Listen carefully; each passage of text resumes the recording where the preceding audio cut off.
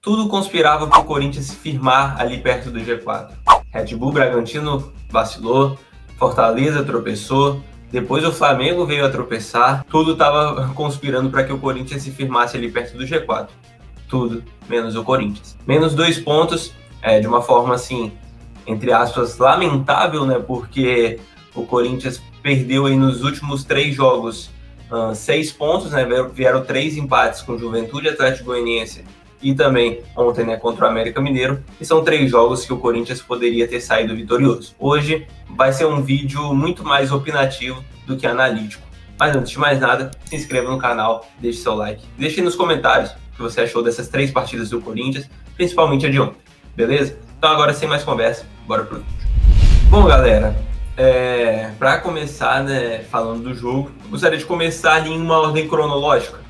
Logo aos 6 minutos de jogo, o América abriu o placar ali, uma jogada onde o Zárate dá um drible no Gabriel, a jogada se desenha pela direita, e aí tem um cruzamento. Gerou muito debate esse gol sofrido do Corinthians, se foi erro do Fagner, se foi erro do William, que não voltou para acompanhar a lateral. Bom, galera, para ser bem sincero, assim, não é para culpar ninguém, mas foi um erro coletivo. O balanço defensivo do Corinthians consiste nessas movimentações, né? Então, se a bola está lá do lado da esquerda da defesa, o lado direito do ataque do América, o Fábio Santos sobe, o Gil sobe, o João Vitor sobe, o Fagner sobe, e aí, no caso, o William teria que recompor. Bom, galera, para falar a verdade, é um sistema que ele é legal em um bloco médio-baixo, que é o que o Corinthians faz, mas eu acredito que ele é um sistema que mata muito esses pontas. Assim, com todo respeito aos 2 jogadores que eu vou citar agora, que talvez tenham até mais história do que o William no Corinthians, por títulos, não estou falando que eles são melhores que o William. Mas, por exemplo, Romero e Jorge Henrique são 2 caras que têm essas características, né? De conseguir ser ali um auxiliar de lateral, porque muitas vezes ele entrega mais sem a bola do que com a bola. Mas, bom, se a gente esperar o que Jorge Henrique e Romero faziam de William, a gente vai estar acabando com uma energia absurda de um dos nossos melhores pontas, né? Assim como o Roger Guedes pelo lado esquerdo. Então, no meu ponto de vista, é muito mais fácil utilizar esses caras para pressionarem alto para que nem aconteçam esses lances de que precisa ser feito o balanço defensivo, fazendo com que os 2 pontas recompõem e fechem uma linha de 5. Ontem no jogo o William fez muito isso, né? No lance do gol acabou não fazendo, mas, assim, eu acredito que se essa forma de se defender ficar mantida, não o balanço, mas sim a forma como os times eles chegam tão fácil lá no último terço do campo, né, da defesa do Corinthians, ou seja, chegam próximos ao gol, porque o Corinthians está numa marcação ali no seu próprio campo, mas é uma marcação muito passiva, não é nada agressiva. Outra forma de fazer o balanço defensivo e não depender desses 2 pontas seria botando o Gabriel entre os zagueiros. Quem fez isso nesse final de semana foi o Southampton contra o Manchester City.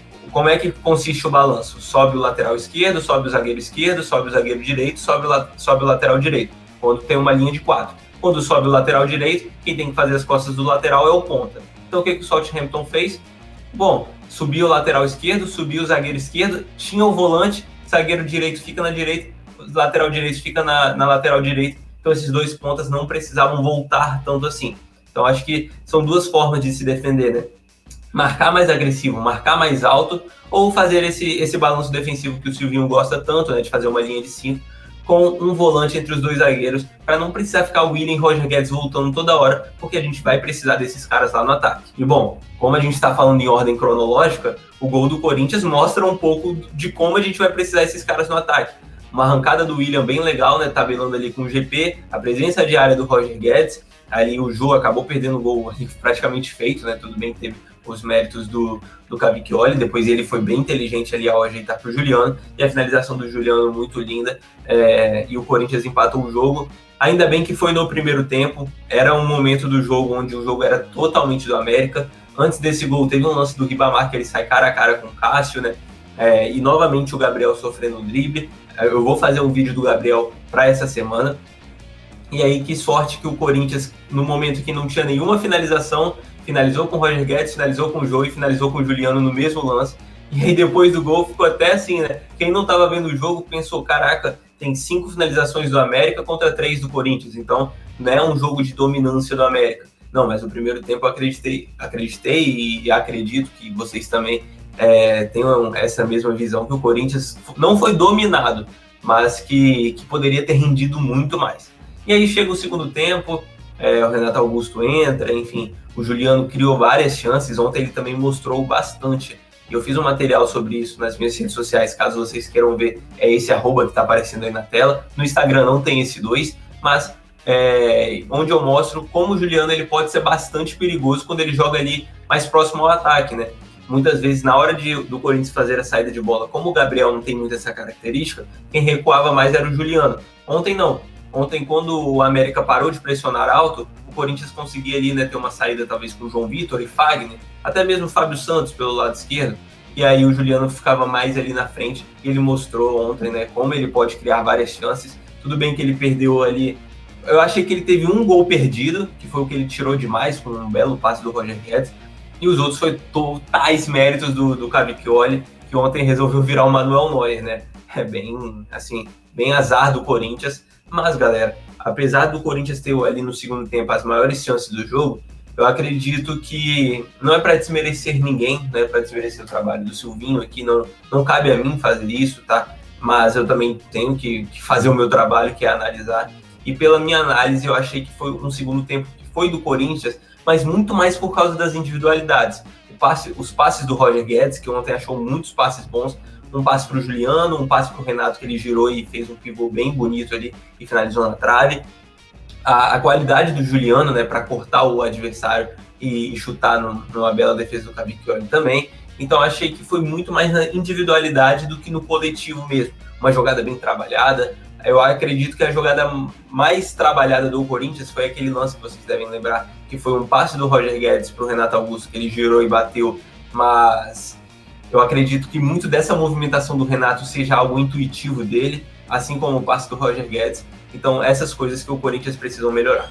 Bom, outra coisa que, cara, quando eu cheguei aqui, eu estava no começo do canal do Meu Timão ainda, o Silvinho fecha com o Corinthians. Eu fiz uma análise do Silvinho e reparem nesse trecho. E esse era um dos principais problemas, eu vou mostrar agora para vocês. Com a ausência dos laterais, né, vocês podem ver que muitas vezes o Lyon, ele tinha uma posse de bola muito, que a gente pode chamar, né, de, entre aspas, né, inútil.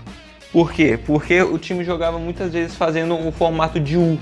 O que é isso? O ponta toca pro lateral, que toca pro zagueiro, que toca pro outro zagueiro, que vira o jogo pro lateral, toca pro ponta e depois volta. Até mesmo por falta de opção de um lateral ali mais ofensivamente, né? Então tá aparecendo aí para vocês a animação, né, do que é o jogar U. Vocês podem ver, né, o 8 toca pro 2, que toca pro 4, que toca pro 5, que toca pro 3, que toca pro 11. Aí depois eu faço o caminho inverso, né? O 11 que toca pro 3, que joga pro 5, que joga pro 4, que joga pro 2, que joga pro 8, fazendo um U, né? Ou seja, uma posse de bola completamente inofensiva, né? Como eu falei, ter a posse só para se defender. E outro fator, né, que é determinante para que isso acontecesse, que o Lyon tivesse essa posse de bola um pouco mais parada, um pouco mais lenta, era a ausência de um volante que jogue com a bola, né? Ele escolheu o Tuzar como o volante titular, só que era um volante com características muito mais defensivas do que ofensivas.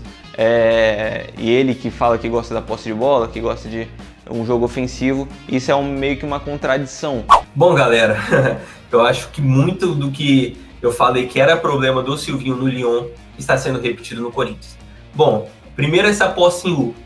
O que é essa posse em U, né? Eu expliquei aí no vídeo. É uma posse que ela é meio inútil, ela é improdutiva.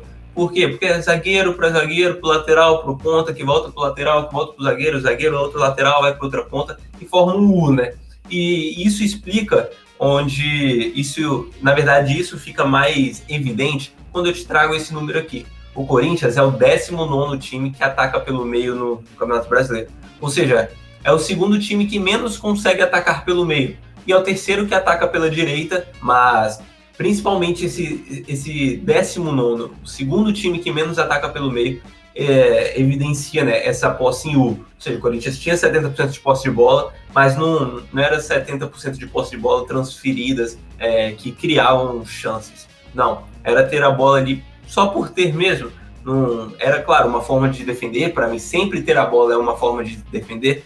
Na verdade, para mim, é a melhor forma de defender. Mas, cara, um jogo que você tá precisando do resultado, um jogo que você precisa vencer, um jogo que tá empatado na sua casa, essa posse de bola tem que ser transformada em mais chances. E como eu falei, acredito que a maioria das chances foram ali nas individualidades dos jogadores. Então, só para a gente finalizar esse vídeo aqui, claro, teve a partida do William, que foi bem legal, participou do gol, achei muito legal a participação dele mesmo, para quem estava um tempinho sem jogar bola, quem ainda está recuperando a parte física. O Renato Augusto vai sair vídeo dele nessa semana também, vou falar um pouquinho sobre o Renato.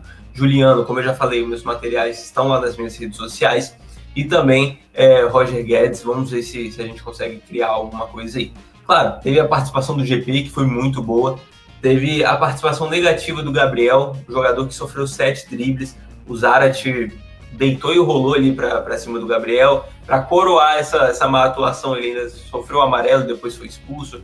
Desfalque aí pelos próximos 2 jogos. A linha defensiva não tem muito o que falar. Eu acho que o Fábio Santos errou no lance ali, né, naquela chegada do Ribamar. Mas Fagner, João Vitor e Gil também não tem o que falar. Cássio fez mais uma boa partida, salvou o Corinthians em determinados momentos. Mas, assim, é um time que, pelo que tem, dá para produzir muito mais. Tudo bem que Renato ainda não está 100%, Roger Guedes está quase 100%, Juliano, no meu ponto de vista, já está. O William está começando agora. Eu sei que esses 4 caras serão importantes demais para o restante da temporada, para os anos que vão vir, né? Mas mesmo assim, eu acredito que o Corinthians pode brilhar mais, pode jogar mais e, consequentemente, pontuar mais. Beleza? Esse é um vídeo mais opinativo, né? Várias imagens rodarem pelas redes sociais, a posse new. Então eu resolvi vir falar aqui meu ponto de vista. É isso, se você pensa diferente, eu te respeito, tamo junto, é nóis. Desde que o debate seja com respeito, ele é sempre legal. Então tá? Então gostaria de agradecer a quem assistiu até o final. Se inscreva no canal, deixe seu like, ative o sininho aí. Tamo junto, fiel, valeu, vai Corinthians, é nóis!